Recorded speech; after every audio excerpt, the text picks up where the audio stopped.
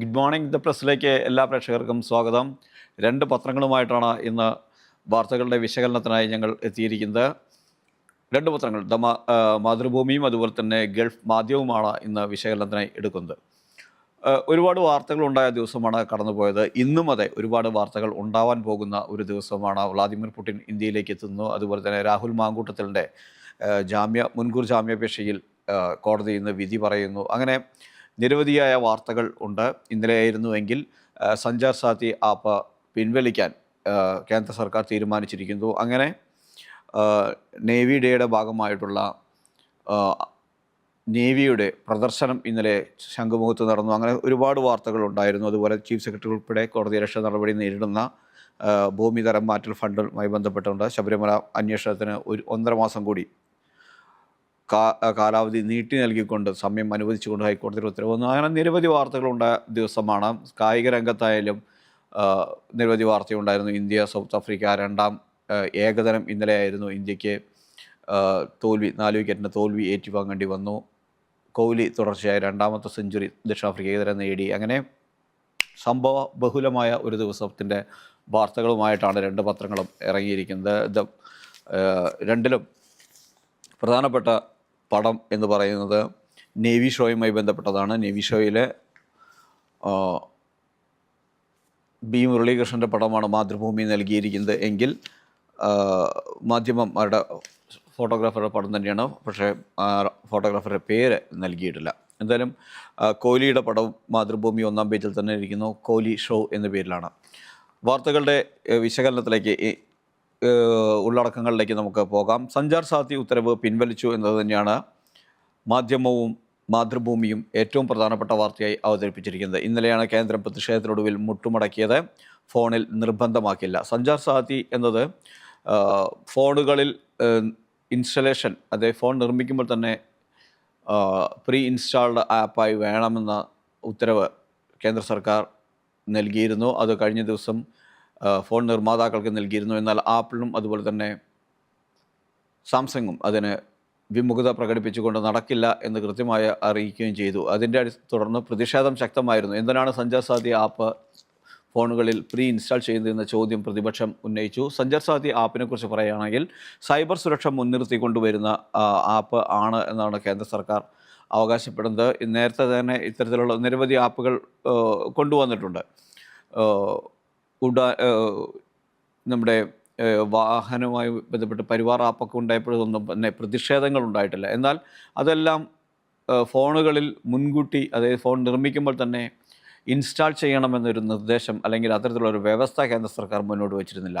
അത് ഉപയോഗിക്കേണ്ടവർക്ക് ഡൗൺലോഡ് ചെയ്താൽ മതി. ആരോഗ്യവുമായി ബന്ധപ്പെട്ട് നമ്മുടെ കോവിഡ് സമയത്ത് നമുക്ക് സർട്ടിഫിക്കറ്റുകൾ എടുക്കാൻ, കോവിഡ് വാക്സിൻ എടുക്കാൻ ഒരു ആപ്പ് ഉണ്ടായിരുന്നു, ആരോഗ്യരക്ഷയുടെ ആപ്പ് ഉണ്ടായിരുന്നു. അതെല്ലാം തന്നെ ആവശ്യക്കാർക്ക് ഡൗൺലോഡ് ചെയ്യാൻ, ആവശ്യത്തിന് ഡൗൺലോഡ് ചെയ്യുക എന്നൊരു വ്യവസ്ഥ മാത്രമേ ഉണ്ടായിരുന്നുള്ളൂ. അല്ലാണ്ട് ഫോണിൽ നേരത്തെ തന്നെ പ്രീ ഇൻസ്റ്റാൾ ചെയ്തിരിക്കണം എന്നൊരു നിർദ്ദേശമൊന്നും ഉണ്ടായില്ല. എന്തിനാണ് ഇങ്ങനൊരു ആപ്പ് പ്രീ ഇൻസ്റ്റാൾ ചെയ്യുന്നതെന്ന ചോദ്യമാണ് പ്രതിപക്ഷം ഉന്നയിച്ചത്. അത് ഭീകരവാദത്തിനൊന്നും ഉപയോഗിക്കില്ല എന്നൊക്കെ, ഇങ്ങനെ ഇൻസ്റ്റാൾ ചെയ്യുന്ന ആപ്പ് ഉപയോഗിക്കാനാവില്ല എന്നൊക്കെ, അതുപോലെ തന്നെ ചാരപ്രവൃത്തിക്കൊന്നും ഉപയോഗിക്കാനാവില്ല എന്നൊക്കെ കേന്ദ്രം വാദഗതികൾ മുന്നോട്ട് വെച്ചിരുന്നുവെങ്കിൽ കൂടി അതൊന്നും തന്നെ ഫലവത്തായി ഇല്ല. പ്രതിഷേധത്തിനൊടുവിൽ ആദ്യം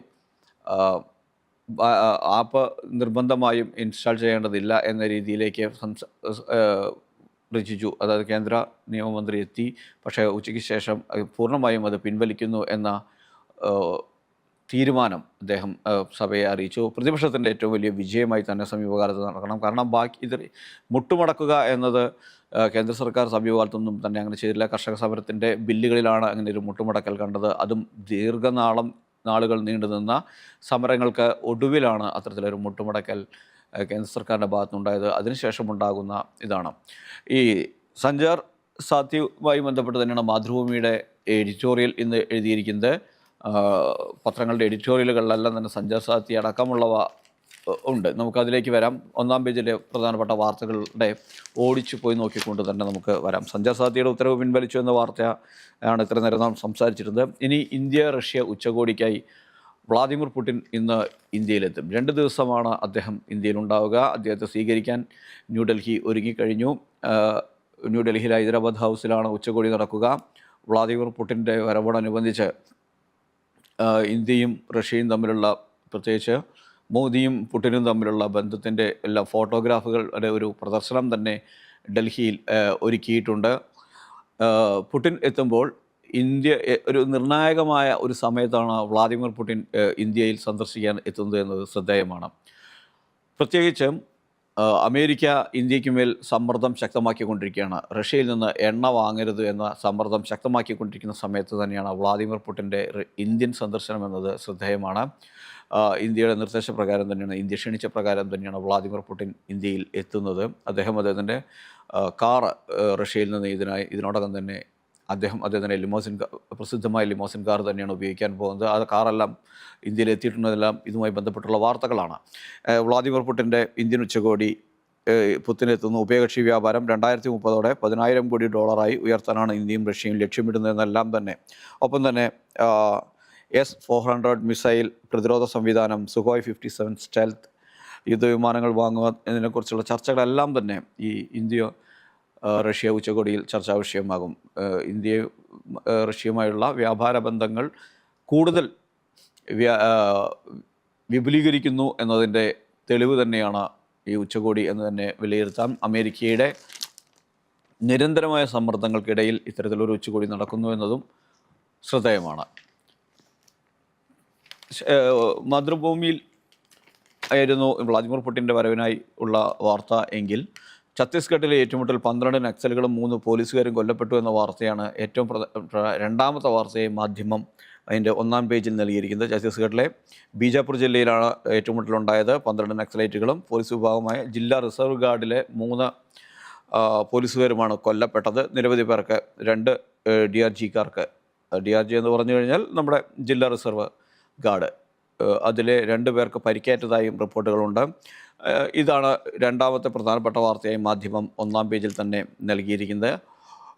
നേവൽ ഡേയുടെ ഫോട്ടോയുണ്ട്. കേരളത്തിന് അഭിമാനകരമായ സമുദ്ര പാരമ്പര്യമുണ്ട് എന്ന് രാഷ്ട്രപതി പ്രസംഗിച്ചു. ഇന്നലെ രാഷ്ട്രപതി ആയിരുന്നു നമ്മുടെ നേവൽ ഷോയുടെ ദിനാഘോഷത്തിൻ്റെ ഭാഗമായി തിരുവനന്തപുരത്ത് ശംഖുമുഖത്ത് തീരത്ത് നടന്ന അഭ്യാസ പ്രകടനങ്ങളിലെ വിശിഷ്ട അതിഥി. രാഷ്ട്രപതി കേരളത്തെ പ്രശംസിച്ചതും ഇതിൻ്റെ ഭാഗമായി ചേർത്തിരിക്കുന്നു.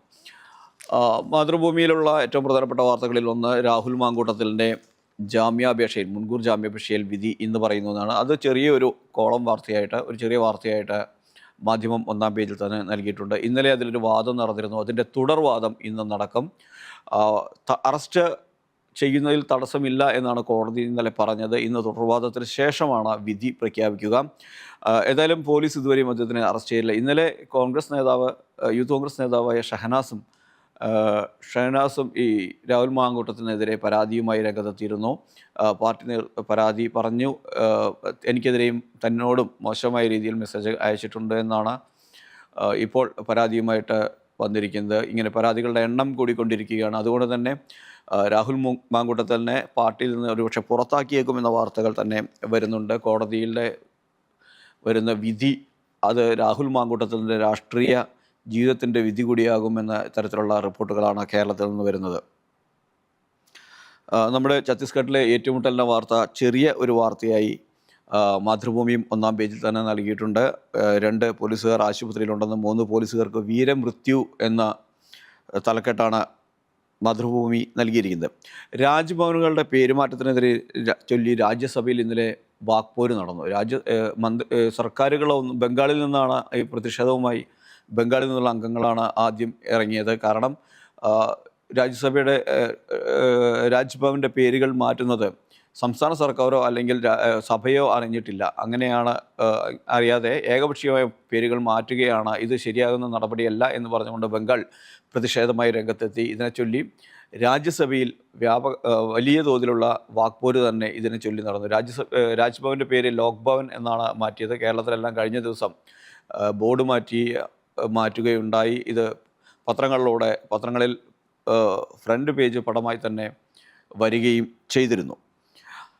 ഇനി ഒരു വാർത്തയുണ്ട്, അത് ഒറ്റ വരി വാർത്തയായിട്ടാണ് മാതൃഭൂമി 1-ാം പേജിൽ തന്നെ നൽകിയിരിക്കുന്നത്. രൂപയുടെ മൂല്യം റെക്കോർഡ് ഇടിവിൽ എന്നതാണ്. ഇന്ത്യൻ രൂപയുടെ മൂല്യം 90.21 ഇന്നലെ കുറഞ്ഞത്. ഇന്നത് വീണ്ടും കുറഞ്ഞിട്ടുണ്ട്. 90.51 വീണ്ടും കുറഞ്ഞിരിക്കുന്നു. അതായത് പ്രവാസികളടക്കമുള്ളവർക്ക്, ഇന്ത്യക്ക് പുറത്തുള്ളവർക്ക് പണം നാട്ടിലേക്ക് അയക്കാൻ പറ്റിയ ബെസ്റ്റ് സമയമാണ് ഇത്. കാരണം കൂടുതൽ പണം അവർക്ക് ലഭിക്കും. അവരയക്കുന്ന മൂല്യം രൂപയുടെ മൂല്യം കുറവാണ് എന്നതുകൊണ്ട് തന്നെ കൂടുതൽ പണം അവർക്ക് ലഭ്യമാകും എന്നത് ആണ്. ശബരിമല അന്വേഷണത്തിന് 1.5 മാസം കൂടി പ്രത്യേക അന്വേഷണ സംഘത്തിന് ഹൈക്കോടതി നീട്ടി നൽകിയെന്ന വാർത്ത ഒന്നാം പേജിൽ തന്നെ മാതൃഭൂമി നൽകിയിരിക്കുന്നു. ഇനി ഗുരുവായൂർ ദേവസ്വം ഗസ്റ്റ് ഹൗസുമായി ബന്ധപ്പെട്ട ഒരു വാർത്ത മാതൃഭൂമിയുടെ ഒന്നാം പേജിലുണ്ട്. തട്ടിപ്പ് സംഘങ്ങൾ, ഓൺലൈൻ ബുക്കിങ്ങിന് തട്ടിപ്പ് സംഘം ഉണ്ട് എന്നതാണ് ആ വാർത്ത. ഗുരുവായൂർ ദേവസ്വം ബോർഡിൻ്റെ കീഴിലുള്ള ഗസ്റ്റ് ഹൗസുകളിൽ റൂം ബുക്ക് ചെയ്യാനായി ഈ തട്ടിപ്പ് സംഘങ്ങൾ പ്രവർത്തിക്കുന്നു. ഇതിനെതിരെ ജാഗ്രത പാലിക്കണമെന്നാണ് പാഞ്ചജന്യം അടക്കമുള്ള കൗസ്തുഭം, പാഞ്ചജന്യം തുടങ്ങി നിരവധി ഗസ്റ്റ് ഹൗസുകൾ അവിടെ ഗുരുവായൂരിലുണ്ട്, ദേവസ്വം ബോർഡിനുണ്ട്. ഇതിൻ്റെയൊക്കെ എല്ലാം പാഞ്ചജന്യത്തിൻ്റെ പേരിലാണ് ഒരെണ്ണം വന്നതിൻ്റെ പടവും മാതൃഭൂമി ചെറിയതായി നൽകിയിട്ടുണ്ട്. ഇനി ഒരു രസകരമായ ഒരു വാർത്ത ആണ്, അത് അമേരിക്കയിൽ നിന്നാണ്. റാക്കൂൺ എന്ന ഒരു സസ്തനിയെക്കുറിച്ചാണ്. ഈ സസ്തനി തെക്ക് വടക്ക് അമേരിക്കകളിൽ വ്യാപകമായി കാണുന്ന ഒരു സസ്തനിയാണ്. ഇവൻ കഴിഞ്ഞ ദിവസം ഒരു മദ്യശാലയിൽ കയറി. അതിൻ്റെ രാവിലെ വന്ന് മദ്യശാല തുറന്ന് നോക്കിയപ്പോൾ കട തുറന്നപ്പോൾ നോക്കിയപ്പോൾ താഴത്തെ റാക്കെല്ലാം പൊട്ടിക്കിടക്കുന്നു, അലമ്പായി കിടക്കുന്നു, അലങ്കോലമായി കിടക്കുന്നു. മാത്രമല്ല നിലത്ത് മുഴുവൻ മദ്യവും. അപ്പോൾ ആളുകൾ കരുതി ഓടെല്ലാം ഇളക്കി ഇട്ടിട്ടുണ്ട്. അപ്പോൾ ജീവനക്കാർ കരുതി കള്ളൻ കയറിയതാണ് എന്ന് കരുതി അവരിങ്ങനെ പോലീസിനെയൊക്കെ വിളിച്ച് നോക്കിയപ്പോഴാണ് ബാത്റൂമിൽ നോക്കിയപ്പോൾ ഒരാളവിടെ അടിച്ച് പാമ്പായി കിടക്കുന്നു, പൂസായി കിടക്കുന്നു. നമ്മൾ നാടൻ ഭാഷയിൽ പറഞ്ഞാൽ അടിച്ച് പാമ്പായി കിടക്കുന്നു. അത് മറ്റാരുമായിരുന്നില്ല, റാക്കൂൺ എന്ന ജീവിയായിരുന്നു. ഇത്തരത്തിലുള്ള രസകരമായ അഭ്യാസങ്ങൾ ഒപ്പിക്കുന്നതിൽ റാക്കൂൺ വളരെ പ്രസിദ്ധനാണ്.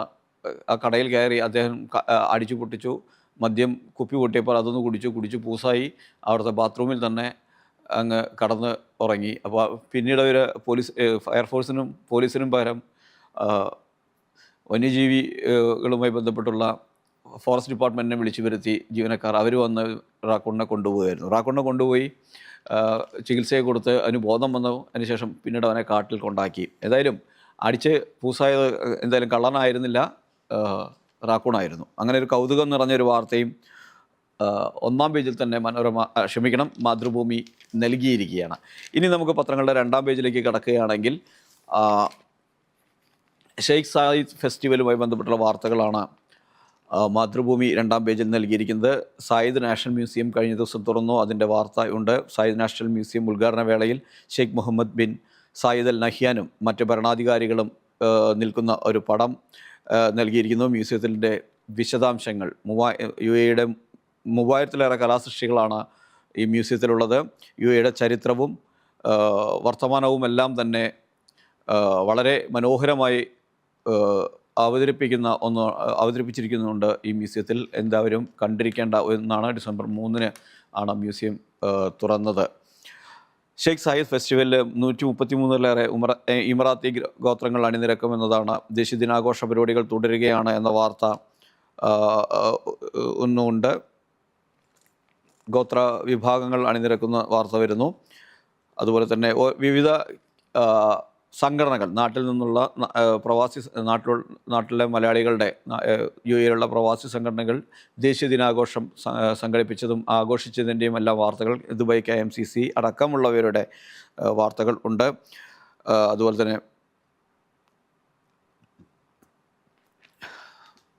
സ്കൂളുകൾ, UAEയിലെ സ്കൂളുകൾ ശൈത്യകാല അവധിയിലേക്ക് പോവുകയാണ് എന്ന വാർത്ത വലിയ ഒരു വാർത്തയായി തന്നെ മാതൃഭൂമി അവതരിപ്പിച്ചിരിക്കുന്നു. പക്ഷേ നാട്ടിലേക്ക് പോവുക എന്നുള്ളത് വലിയ തടസ്സമായിരിക്കും. കാരണം വലിയ തോതിൽ വിമാന ചാർജ് കൂടിയിരിക്കുന്നു. അതുകൊണ്ട് തന്നെ ഈ അവധിക്കാലത്ത് കുട്ടികൾക്ക് നമ്മുടെ നാട്ടിലേക്ക് പോകാൻ സാധിക്കില്ല, വലിയ ചിലവ് ആണ് അത് വലിയ തടസ്സമായി മാറുമെന്ന കാര്യം ഉൾപ്പെടുത്തിയിട്ടുണ്ട്.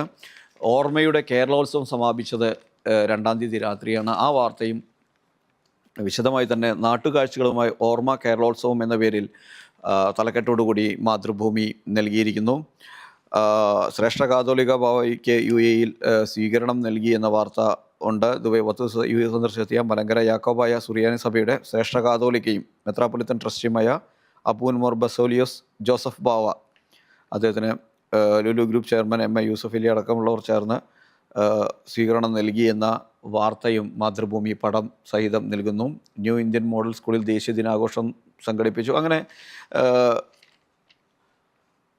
പ്രധാനപ്പെട്ട വാർത്തകളെല്ലാം തന്നെ ഉൾപ്പെടുത്തിയിട്ടുണ്ട്. GCC ഉച്ചകോടി ബഹ്റൈനിൽ സമാപിച്ചു. അത് സഹകരണവും സുരക്ഷയും ശക്തമാക്കാൻ തീരുമാനിച്ചുകൊണ്ടാണ്, ആഹ്വാനം ചെയ്തുകൊണ്ടാണ് ഈ GCCയുടെ യോഗം അവസാനിപ്പിച്ചത് GCC കൺട്രികളുടെ യോഗം ഉച്ചകോടി അവസാനിച്ചത്. ഇനി മാധ്യമത്തിൻ്റെ 2ാം പേജിലേക്കും 3ാം പേജിലേക്കും കിടക്കുകയാണെങ്കിൽ അവിടെയാണല്ലോ ഗൾഫുമായി ബന്ധപ്പെട്ട, പ്രത്യേകിച്ച് ദുബൈയുമായി ബന്ധപ്പെട്ടുള്ള വാർത്തകൾ, UAEയുമായി ബന്ധപ്പെട്ടുള്ള വാർത്തകളുള്ളത്. ദുബൈയിൽ ആഘോഷങ്ങൾ അതിരുവിട്ടു. ദേശീയ ദിനാഘോഷം അതിരുവിട്ടപ്പോൾ 74 വാഹനങ്ങൾ പിടിച്ചെടുത്തു എന്ന ഈ 49 കാറുകളും 25 ഇരുചക്ര വാഹനങ്ങളും പോലീസ് പിടികൂടി.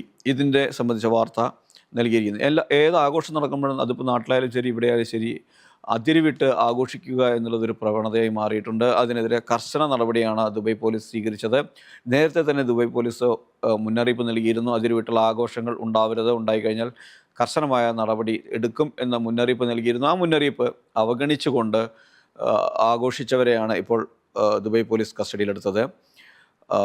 അങ്ങനെ ഗോൾഡൻ വിസയുടെ നേട്ടങ്ങൾ വിവരിച്ചുകൊണ്ട് GDRFAയുടെ ഫോബ്സ് ഇന്ത്യ ഉച്ചകോടിയിൽ വിവരിച്ചു എന്നുള്ള വാർത്ത നൽകിയിരിക്കുന്നു. വൻ ജനമുന്നേറ്റമുണ്ടാക്കി അൽമസാർ അൽഷാമിൽ എഡ്യൂക്കേഷൻ എന്ന സൗദി ഓഹരി വിപണിയിൽ അവർ വൻ നേട്ടം കൊയ്ത വാർത്തയെല്ലാം തന്നെ ഇതിനകത്ത് ഉൾപ്പെടുത്തിയിട്ടുണ്ട്.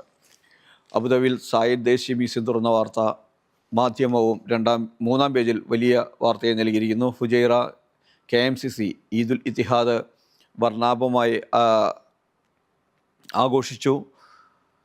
രാഷ്ട്രശില്പിയുടെ സ്മരണയിൽ ദേശീയ ദിനാഘോഷം എന്ന വാർത്തയും മാധ്യമം 2ാം പേജിൽ നൽകിയിരിക്കുന്നു. അതുപോലെ തന്നെ കേരളോത്സവം, ഗൃഹാതുര ഓർമ്മകൾ സമ്മാനിച്ച് കേരളോത്സവം സമാപിച്ചു എന്ന വാർത്തയും 2ാം പേജിൽ നൽകിയിട്ടുണ്ട്. നമ്മുടെ അതിൻ്റെ ഉൾപേജുകളിലേക്ക് പോവുകയാണ് എങ്കിൽ മാധ്യമത്തിൻ്റെ ഉൾപേജിലേക്ക് കടക്കുമ്പോൾ 4ാം പേജിൽ തന്നെ PM ശ്രീയുടെ മധ്യസ്ഥനായി പ്രവർത്തിച്ചത് ജോൺ ബ്രിട്ടാസ് ആണ് എന്ന വാർത്ത നൽകിയിരിക്കുന്നു. PM ശ്രീയിൽ ഒപ്പുവയ്ക്കുന്നതിന് കേരളത്തിനും കേന്ദ്രത്തിനും ഇടയിൽ പാലമായത് ജോൺ ബ്രിട്ടാസ് ആണെന്ന് വെളിപ്പെടുത്തിയത് മറ്റാരുമല്ല, കേന്ദ്ര മന്ത്രി ധർമ്മേന്ദ്ര പ്രധാനാണ്.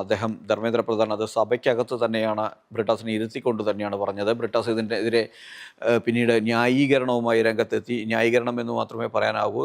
ഞങ്ങളെപ്പോലുള്ള MPമാർ കേന്ദ്രത്തിനും സംസ്ഥാനത്തിനും ഇടയിലുള്ള ബ്രിഡ്ജുകളായി പ്രവർത്തിക്കേണ്ടവരാണ് എന്നതാണ് അദ്ദേഹം പറഞ്ഞ ന്യായീകരണം. പക്ഷേ പാർട്ടിയുടെ നിലപാട് എന്തായിരുന്നു, അല്ലെങ്കിൽ പാർട്ടി നിലപാട് പിന്നീട് അദ്ദേഹം പറയുന്നതും തമ്മിൽ ബന്ധമുണ്ടോ എന്ന കാര്യം കൂടെ വെളിപ്പെടുത്തേണ്ടതുണ്ട്. അതൊരു വിമർശനാത്മകമായി തന്നെയാണ് ദ പ്രസ്സും കാണുന്നത്. അദ്ദേഹത്തിന് ജോലി കൃത്യമായി നന്നായി ചെയ്യുന്നുണ്ട് എന്ന് ധർമ്മേന്ദ്ര പ്രധാൻ അംഗീകരിച്ചിരിക്കുന്നു എന്ന ഒരു പ്രസ്താവന കൂടി നടത്തി. കേന്ദ്രമന്ത്രി അപ്പോൾ ഒരു കേന്ദ്രമന്ത്രിയുടെ അഭിനന്ദനത്തിന് വേണ്ടിയാണോ അദ്ദേഹം PM ശ്രീയിൽ ഇടപെട്ടത് എന്ന ചോദ്യങ്ങളെല്ലാം തന്നെ അവശേഷിക്കുന്നു. അതുപോലെ തന്നെ മാധ്യമം നൽകിയിരിക്കുന്ന മറ്റൊരു വാർത്ത പ്രധാനപ്പെട്ട വാർത്തയാണ്. പലസ്തീൻ കൈമാറിയ മൃതദേഹങ്ങൾ ബന്ദികളുടേതല്ലെന്ന് ഇസ്രായേൽ അവകാശപ്പെട്ടുകൊണ്ട് രംഗത്തെത്തിയിരിക്കുന്നു. റഫ അതിർത്തി തുറന്നേക്കുമെന്ന് അതിൽ പറയുന്നുണ്ട്. പലസ്തീൻ കൈമാറിയ മൃതദേഹങ്ങൾ, അതായത് ഒക്ടോബർ 7-ന് പിടിച്ചുകൊണ്ടുപോയ ബന്ദികളുടേതല്ല എന്നാണ് ഇസ്രായേൽ ഇപ്പോൾ പറയുന്നത്. ഈ ഒരു വാർത്ത 4ാം പേജിൽ മാധ്യമം നൽകിയിട്ടുണ്ട്. പിന്നീട് അങ്ങോട്ട് പോകുമ്പോഴെല്ലാം തന്നെ പഞ്ചായത്തുമായി ബന്ധപ്പെട്ടുള്ള തിരഞ്ഞെടുപ്പുകളാണ്. മാധ്യമം കോർപ്പറേഷനുകളുടെ മത്സരം കടുപ്പമേറിയതാണെന്ന് പറഞ്ഞുകൊണ്ട് 3 കോർപ്പറേഷനുകളാണ് ഇന്ന് കവർ ചെയ്തിരിക്കുന്നത്. തിരുവനന്തപുരം, അതുപോലെ തന്നെ കൊച്ചി, കൊല്ലം. ഈ 3 കോർപ്പറേഷനുകളിൽ ആർക്കായിരിക്കും മുൻതൂക്കം, അല്ലെങ്കിൽ അവിടുത്തെ ഒരു സ്ഥിതി എന്താണെന്നൊരു അനലറ്റിക്കൽ സ്റ്റോറികൾ 3 കോർപ്പറേഷനുകളിൽ ദേശാടനം എന്ന പേജിൽ നൽകിയിരിക്കുന്ന അവസാന ലാപ്പിലെ വിഷയങ്ങൾ എന്താണ് എന്ന്. സ്വർണ്ണക്കൊള്ളയും രാഹുൽ പീഡനവും ആദ്യഘട്ട പോളിലേക്ക് 5 നാൾ മാത്രം ബാക്കിയിരിക്കെ അവസാന ഘട്ടത്തിലെ ചർച്ചാ വിഷയമായി മാറിയിരിക്കുന്നത് ഇവയൊക്കെയാണ് എന്നാണ് പറഞ്ഞിരിക്കുന്നത്. ഇനി നമുക്ക് മാതൃഭൂമിയുടെ നാട്ടങ്കം എന്ന വാർത്തയിൽ എന്താണ് പറയുന്നത് എന്ന കാര്യം കൂടി നോക്കിയിട്ട് വരാം. നാട്ടങ്കത്തിൽ പറയുന്നത് വോട്ട് പട്ടയം ആർക്ക് തുടങ്ങി, അതുപോലെ തന്നെ LDFിലെയും NDAയിലെയും കക്ഷികൾ ഒപ്പം വരുമെന്ന നാട്ടങ്കത്തിൽ പ്രതിപക്ഷ നേതാവ് വി ഡി സതീശൻ മാതൃഭൂമിക്ക് നൽകിയ അഭിമുഖത്തിൽ പറയുന്നു. പിന്നെ ഉള്ളിലേക്ക് പോകുമ്പോൾ നാട്ടകത്തിനപ്പുറത്തേക്ക് ജാർഖണ്ഡിൽ സോറനെ വരയിലാക്കാൻ BJP എന്നാണ് ഹേമന്ത് സോറൻ്റെയും പാർട്ടി ഒന്നടങ്കം. ഇപ്പോൾ ജാർഖണ്ഡ് ഭരിക്കുന്ന ജയമമാണ്. ആ പാർട്ടിയെ അങ്ങനെ ഹൈജാക്ക് ചെയ്യാനാണ് BJP തീരുമാനിച്ചിരിക്കുന്നത്. ഭൂമി ഇടപാടുമായി ബന്ധപ്പെട്ട് EDയുടെ അന്വേഷണക്കുരുക്കിൽ നിന്ന് രക്ഷപ്പെടാൻ വേണ്ടിയാണ് സോറൻ മുന്നണി മാറുന്നതിനെ പറ്റി ചിന്തിക്കുന്നത് എന്നാണ് മാതൃഭൂമിയുടെ വാർത്തയിലുള്ളത്. ഏറ്റവും പറയേണ്ടത് ഷിബു സോറൻ, അതായത് JMM രൂപീകരിച്ച ഷിബു സോറൻ്റെ കാലം മുതൽ തന്നെ അങ്ങോട്ടും ഇങ്ങോട്ടും മുന്നണി മാറിക്കളിച്ച ചരിത്രം JMMനുണ്ട്. ഇപ്പോൾ കോൺഗ്രസിനൊപ്പമാണ്, മുമ്പ് BJP NDAയ്ക്കൊപ്പം ഉണ്ടായിട്ടുണ്ട്. അതുകൊണ്ട് മുന്നണി മാറുക എന്നത് അവരെ സംബന്ധിച്ചിടത്തോളം വലിയ പ്രശ്നമൊന്നുമല്ല. നിലവിൽ കോൺഗ്രസും ചേർന്നുകൊണ്ട് ആണ് ഭരണം നടത്തുന്നത്. കോൺഗ്രസിൽ നിന്ന് വിട്ടുകൊണ്ട് കോൺഗ്രസിനെ പിളർത്താനുള്ള ശ്രമം കൂടി BJP നടത്തുന്നുണ്ട് എന്ന വാർത്തയും മാതൃഭൂമി റിപ്പോർട്ട് ചെയ്യുന്നു. അങ്ങനെ സംഭവിച്ചു കഴിഞ്ഞാൽ BJPക്ക് JMM കൂടി ചേരുകയാണെങ്കിൽ ജാർഖണ്ഡിൻ്റെ ഭരണം കിട്ടും. ഇന്ത്യ മുന്നണി ഒന്നുകൂടി ക്ഷീണിക്കുമെന്നതാണ് വസ്തുത. ഇപ്പോൾ 53 സീറ്റ് ആണ് ഭരണം ഭരിക്കുന്ന JMM, കോൺഗ്രസ്, CPI-ML കക്ഷികൾക്കായി ഉള്ളത്. CPI-MLന് 2 സീറ്റാണുള്ളത്. ഇവർക്ക് 16 സീറ്റാണ് കോൺഗ്രസിനുള്ളത്. ബാക്കിയെല്ലാം JMMൻ്റേതാണ്. അപ്പോൾ ഇവരെ പിളർത്തിക്കൊണ്ട് പോയി കഴിഞ്ഞാൽ, JMM മറുകണ്ഠം ചാടിച്ചു കഴിഞ്ഞാൽ BJPയുടെ 21 കൂടെ ചേരുമ്പോൾ 58 സീറ്റ് എന്ന നിലയിലേക്ക് എത്തുകയും ജാർഖണ്ഡിൻ്റെ ഭരണം പിടിച്ചെടുക്കാനും സാധിക്കും. ബീഹാർ എങ്ങനെയാണോ മുമ്പ് പിടിച്ചെടുത്തത് അതുപോലെ തന്നെയുള്ള ഒരു ഓപ്പറേഷൻ തന്നെയാണ് നടക്കുന്നത്. ബീഹാറിൽ പക്ഷേ EDയെ ഇറക്കിയല്ല. ബീഹാറിൽ JDയും RJDയും തമ്മിലുള്ള, ലാലുവും നിതീഷ് കുമാറും തമ്മിലുണ്ടാവുന്ന, തേജസ്വി യാദവും തമ്മിലുണ്ടാവുന്ന പടലപ്പിണക്കങ്ങൾ മൂലമാണ് മുന്നണി മാറ്റങ്ങൾ ഉണ്ടായിക്കൊണ്ടേയിരുന്നത്. അത് എപ്പോഴും വേണമെങ്കിലും അങ്ങോട്ടും ഇങ്ങോട്ടും മാറുന്ന അതേ നിലപാട് തന്നെയാണ് JMMും സ്വീകരിക്കുന്നത്. ഇനി നമുക്ക് എഡിറ്റോറിയലിലേക്ക് പോവുക. എഡിറ്റോറിയലിലേക്ക് കടക്കുമ്പോൾ നേരത്തെ ഞാൻ സൂചിപ്പിച്ചിരുന്നു, സഞ്ചാർ സാദി ആപ്പുമായി ബന്ധപ്പെട്ടുള്ള ഒരു എഡിറ്റോറിയലാണ് മാതൃഭൂമി എഴുതിയിരിക്കുന്നത്. മാധ്യമമാവട്ടെ യുക്രൈനെ അമേരിക്ക നയിക്കുന്നത് എങ്ങോട്ട് എന്ന എഡിറ്റോറിയലാണ് എഴുതിയിരിക്കുന്നത്. ഉചിതമായ ഒരു തിരുത്തൽ തന്നെയാണ് സർക്കാരിൻ്റെ ഭാഗത്തുനിന്ന് വന്നിരിക്കുന്നത് എന്നാണ് സഞ്ചാർ സാദി ആപ്പുമായി ബന്ധപ്പെട്ടുള്ള എഡിറ്റോറിയലിൽ മാതൃഭൂമി പറയുന്നത്. പ്രതിപക്ഷത്തിൻ്റെ വാക്ക് ഒരു കാലത്തും കേൾക്കാതിരിക്കുക എന്ന സാധനം മാറിക്കൊണ്ട് ഇതിലേക്ക് തിരുത്തൽ വന്നിരിക്കുന്നു എന്നാണ്. ചില കാര്യങ്ങൾ ഇതുമായി ബന്ധപ്പെട്ട് നമുക്ക് ഓർമ്മിക്കേണ്ടതുണ്ട്. എന്തുകൊണ്ടാണ് ഇത്തരത്തിലൊരു നിലപാട്, അതായത് ഫോണിൻ്റെ പ്രീ ഇൻസ്റ്റാൾ ചെയ്തുകൊണ്ട്, അതായത് നിർമ്മിക്കും എന്ന ഘട്ടത്തിൽ തന്നെ ഇത്തരത്തിലൊരു ആപ്പ് ഇൻസ്റ്റാൾ ചെയ്തുകൊണ്ട് വരണം എന്ന കേന്ദ്രം നിർദ്ദേശം പുറപ്പെടുവിച്ചതെന്നാണ്. വേണമെങ്കിൽ ഫോൺ വാങ്ങിയ ശേഷം നിങ്ങൾക്കത് ഉപയോഗമില്ലെങ്കിൽ നിങ്ങൾക്കത് അൺഇൻസ്റ്റാൾ ചെയ്യാമെന്നൊക്കെയാണ് കേന്ദ്ര സർക്കാരിൻ്റെ വാദം. പക്ഷേ നിർമ്മിക്കുന്ന ഘട്ടത്തിൽ ഇൻസ്റ്റാൾ ചെയ്തുള്ള ആപ്പുകൾ അങ്ങനെ മാറ്റാൻ പറ്റില്ല എന്നാണ് വിദഗ്ധർ ചൂണ്ടിക്കാട്ടുന്നത്. ഇത് എന്തുകൊണ്ടാണ് തീരുമാനം വിവാദമാകുന്നത് എന്ന് ചോദിച്ചു കഴിഞ്ഞാൽ, പെഗാസസ് പോലുള്ള സംഭവങ്ങൾ നമ്മുടെ ഓർമ്മയിൽ ഇപ്പോഴുമുണ്ട്. പെഗാസസ് പ്രതിപക്ഷ നേതാക്കളുടെയും സർക്കാരിനെ വിമർശിക്കുന്നവരുടെയും മാധ്യമപ്രവർത്തകരുടെയും എല്ലാം തന്നെ ഡാറ്റകൾ ഫോണുകൾ ചോർത്താൻ വേണ്ടി കേന്ദ്ര സർക്കാർ ഉപയോഗിച്ചു എന്ന് ആരോപിക്കപ്പെടുന്ന ഒന്നാണ് പെഗാസസ്. ഇസ്രായേൽ ചാര സോഫ്റ്റ്വെയറാണ്. അതിന് സമാനമാണോ ഇത് എന്നതാണ് ആരോപണമാണ് പ്രതിപക്ഷം ഉന്നയിക്കുന്നത്. ആ ഒരു സംശയം ബാക്കി നിൽക്കുന്നു. എന്നാൽ ഇത് ചാരവൃത്തിക്ക് ഉപയോഗിക്കാനാകില്ല എന്നാണ് കേന്ദ്ര സർക്കാർ നൽകുന്ന വിശദീകരണം. എന്തായാലും അങ്ങനെ ഏകപക്ഷീയമായി വിശ്വസിക്കാൻ പ്രതിപക്ഷം തയ്യാറല്ല. കാരണം മുൻ അനുഭവങ്ങളിൽ നിന്നാണ്, പെഗാസസിൻ്റെ അനുഭവങ്ങളിൽ നിന്നാണ് പ്രതിപക്ഷം അങ്ങനെ ഒരു നിലപാട് സ്വീകരിക്കുന്നത്. അതുകൊണ്ട് തന്നെയാണ് ശക്തമായ പ്രതിഷേധം നേരിടേണ്ടി വന്നു. ഒടുവിൽ ആപ്പിളും അതുപോലെ തന്നെ സാംസങ്ങും ഇതിന് സമ്മതിക്കാതെ വരികയും ചെയ്തതോടുകൂടി തന്നെയാണ് അവർക്ക് കേന്ദ്ര സർക്കാർ ഒരുപക്ഷെ ഇത് പിൻവലിക്കാൻ തയ്യാറായത് എന്ന് തന്നെ വേണം കരുതാൻ. രണ്ടാമത് മാധ്യമത്തിൻ്റെ എഡിറ്റോറിയലിലേക്ക് കിടക്കുകയാണെങ്കിൽ, യുക്രൈനെ അമേരിക്ക എങ്ങോട്ടാണ് നയിക്കുന്നതെന്നാണ്. കഴിഞ്ഞ ദിവസം അമേരിക്ക വ്ളാദിമിർ പുടിനുമായി ചേർന്ന് ഒരു റഷ്യ യുദ്ധം അവസാനിപ്പിക്കുന്നതിന് വേണ്ടി ചർച്ചകൾ ആരംഭിച്ചിട്ടുണ്ട്, സന്ധി സംഭാഷണം. പക്ഷേ അവിടുത്തെ സന്ധി സംഭാഷണത്തിൽ മാധ്യമത്തിൻ്റെ എഡിറ്റോറിയൽ പറയുന്നത്, അല്ലെങ്കിൽ അന്താരാഷ്ട്ര തലത്തിൽ തന്നെ വാർത്തകൾ റിപ്പോർട്ട് ചെയ്യപ്പെടുന്നത് എങ്ങനെയാണ് എന്ന് വെച്ചാൽ, ഇപ്പോൾ റഷ്യ കൈവശപ്പെടുത്തിയ യുക്രൈൻ്റെ സ്ഥലങ്ങൾ റഷ്യയുടെ കൈവശം തന്നെയിരിക്കും. അത് തിരിച്ചു കൊടുക്കാതെ ഉള്ള ഒരു സന്ധി സംഭാഷണമാണ്.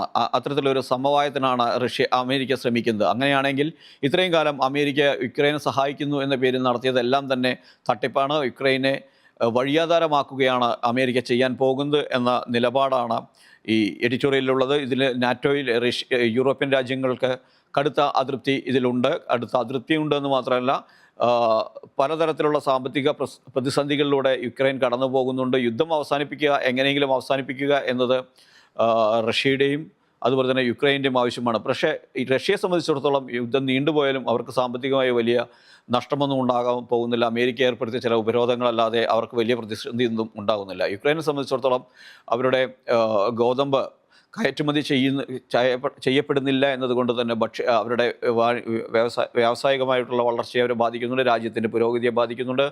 6,60,000 പേരാണ് യുക്രൈനിൽ ഇതിനോടകം തന്നെ യുദ്ധത്തിൽ കൊല്ലപ്പെട്ടത്. ഏറിയും കുറഞ്ഞും അങ്ങോട്ടും ഇങ്ങോട്ടും ഉള്ള ചെറിയ വിജയങ്ങൾ ഉണ്ടാകുന്നതല്ലാതെ ശാശ്വതമായ വിജയമോ അല്ലെങ്കിൽ ഏതെങ്കിലും തരത്തിലുള്ള പ്രശ്നപരിഹാരമോ ഈ യുദ്ധത്തിൽ ഉണ്ടാകുന്നില്ല. അപ്പോഴാണ് അമേരിക്ക ഇത്തരത്തിലൊരു നിലപാടുമായി കൊണ്ടുവരുന്നത്. അത് പക്ഷേ യുക്രൈനെ വഞ്ചിക്കലാണ് എന്ന തരത്തിലുള്ളതാണ് ഈ എഡിറ്റോറിയൽ പറയുന്നത്. നമുക്ക് സ്പോർട്സ് പേജിലേക്ക് ഒന്ന് പോവുകയാണെങ്കിൽ, ഇന്നലെ ഇന്ത്യയുടെ പരാജയം തന്നെയാണ് ഏറ്റവും പ്രധാനപ്പെട്ട വാർത്ത. സൂപ്പർ ചേസ് എന്നാണ് മാതൃഭൂമി അതിന് തലക്കെട്ടായി എഴുതിയിരിക്കുന്നത്. സൂപ്പർ ചേസിൽ ഇന്നലെ 358 റൺസ് ഇന്ത്യ അടിച്ചുവെങ്കിലും 4 വിക്കറ്റ് ശേഷിക്കെ 362 റൺസ് എടുത്തിട്ടാണ് ഏഡൻ മക്രത്തിൻ്റെ സെഞ്ചുറിയുടെ കരുത്തിൽ ദക്ഷിണാഫ്രിക്ക വിജയിച്ചത്. അതുപോലെ ഇന്ന് നടക്കുന്ന ആഷസിനെ കുറിച്ചുള്ള വാർത്തയും പത്രങ്ങളിൽ നൽകിയിട്ടുണ്ട്. ഹാളണ്ട് 100 ഗോളുകൾ നേടി ഇന്നലെ എന്നതും ഏറ്റവും വേഗത്തിൽ 100 ഗോളുകൾ നേടുന്ന താരമായി മാറി എന്നതും വാർത്തയും. ഇംഗ്ലീഷ് പ്രീമിയർ ലീഗിൽ ഏറ്റവും വേഗത്തിൽ 100 ഗോൾ നേടുന്ന താരമായ ഹാളണ്ട് മാറി എന്ന വാർത്തയും സ്പോർട്സ് പേജിൽ മാധ്യമം നൽകിയിട്ടുണ്ട്. ഏതായാലും ഇന്ന് ഞാൻ നേരത്തെ സൂചിപ്പിച്ചതുപോലെ തന്നെ സംഭവബഹുലമായ ഒരു ദിവസമാണ്. ഒരുപാട് വാർത്തകൾ വരാനുണ്ട്. ഈ വാർത്തകളുമായി നാളെ ഇറങ്ങുന്ന പത്രങ്ങളുമായി വീണ്ടും ദ പ്രസ് കാണാം. നന്ദി, നമസ്കാരം.